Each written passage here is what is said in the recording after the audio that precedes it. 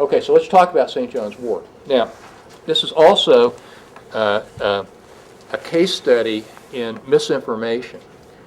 My guess is if you go out and you call up 10 psychiatrists, you're going to hear 9 or 10 of them say, well, St. John's wort might be useful for mild depressions but not major depression. I'll bet you $10. I'll bet you your $15 that you owe me. Okay, there's some of you. Anyway, and you know why? It's because there was this really huge study that came out about 6 years ago. Duke University, okay, it made the nightly news. So St. John's wort been shown in this large study at Duke University to be no more effective than placebo. And it really made an impression, okay? What they didn't say in that same study is there was a third drug that was also used, which was Zoloft, which also was no better than placebo. Oh, that's interesting. Okay, now if you look at any medical treatment, you're going to find some negative studies. We all know this, okay, and you can find some positive, and that's why meta-analyses are the way to go, because you collapse the data.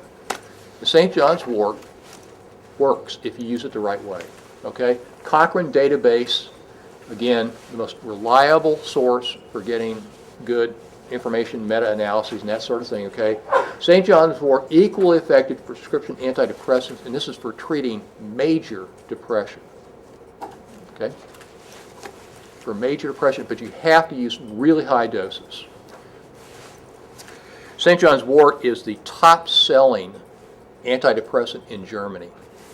In Germany, you can buy St. John's wort over the counter, but because they have socialized medicine, if you get a prescription for it, you get it for free. And you know why they do that?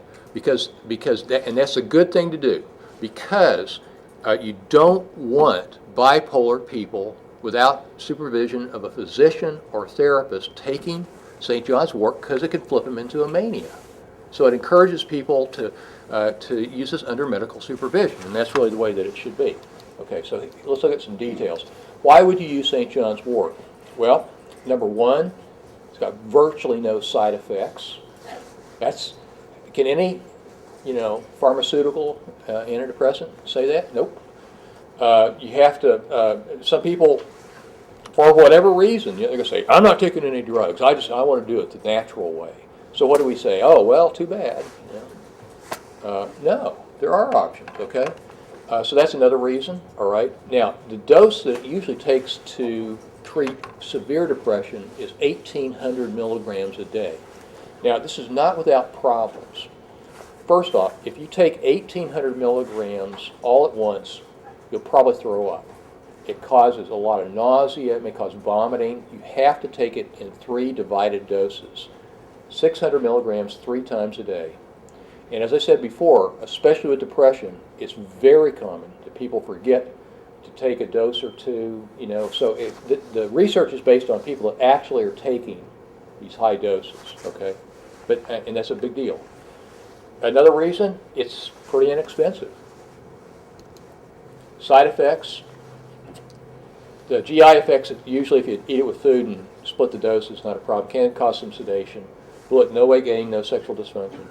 The biggest problem with St. John's wort are drug-drug interactions. And St. John's wort has 32 different bioactive molecules. I mean, it's not just one, compound. It's just a whole bunch of different stuff mixed in there to have a whole bunch of different effects on liver functioning. In fact, it increases some liver enzymes. It inhibits some liver enzymes. So taken by itself, it's no problem at all. It's well tolerated. But the big problem is if you mix it with certain drugs. And probably the most infamous example of this is mixing it with birth control pills, because it induces enzyme activity that reduces birth control blood levels, and people get pregnant. And they think they had something to be depressed about before. Okay, but there have been some fatalities, and so it's people say, I mean, if you're going to remember, 1 or 2 things from today, it's like natural doesn't necessarily mean safe. Okay. And so the number of drugs that potentially are problematic is more than anybody can memorize. And the way to go is to go, you can look at the website, the algorithm, or go to a pharmacist. And your patients can go, and if they want to try St. John's wort, say, hey, I'm taking this drug and this drug, is there any problem? They'll get on their computer database and say, no, it's okay, you can take it. Okay? But you can get in a lot of trouble if you recommend people take this without consulting their pharmacist or their physician. Okay? You don't want to use this along with other antidepressants because it can, at least theoretically, cause serotonin syndrome, which I'll talk about later on. It takes 5 days for St. John's wort to wash out, to be completely excreted. So if somebody takes St. John's wort and says, well, this isn't working, my doctor says I should take Effexor, then they need to not take the antidepressant for 5 days, and then they can start it. Okay? Does it still take like 4 to 6 weeks to take that? Yeah. It takes some studies show it takes a little bit longer than some of the antidepressants, more like 6 to 8 weeks, but the outcome is similar.